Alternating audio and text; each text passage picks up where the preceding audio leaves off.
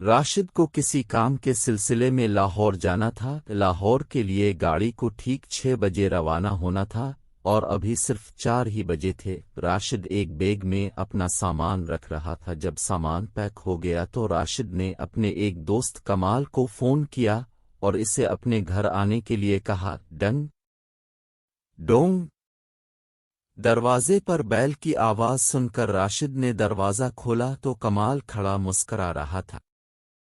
کیا پروگرام ہے جناب کا؟ کمال نے پوچھا۔ یار کمال، تمہیں تو پتہ ہی ہے کہ آج میں شام 6 بجے والی گاڑی سے لاہور جا رہا ہوں۔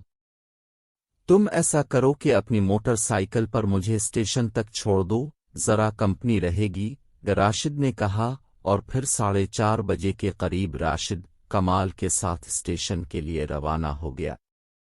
ابھی موٹر سائیکل نے تھوڑا فاصلہ ہی طے کی تھا کہ اچانک جھٹکے لیتی ہوئی بند ہو گئی۔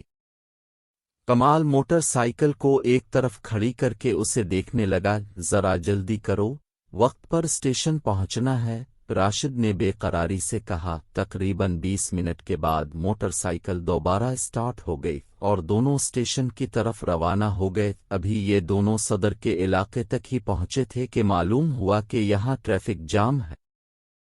کمال نے کوشش کی کہ اپنی موٹر سائیکل کسی اور راستے سے نکال لے، مگر اب اس کے پیچھے بھی کئی گاڑیاں قطار میں لگ چکی تھیں، لہٰذا کمال کے لیے الف بے یہ ممکن نہیں رہا تھا کہ وہ اپنی موٹر سائیکل اس رش میں سے نکال سکے۔ گاڑیاں آہستہ آہستہ چلتیں اور پھر رک جاتیں۔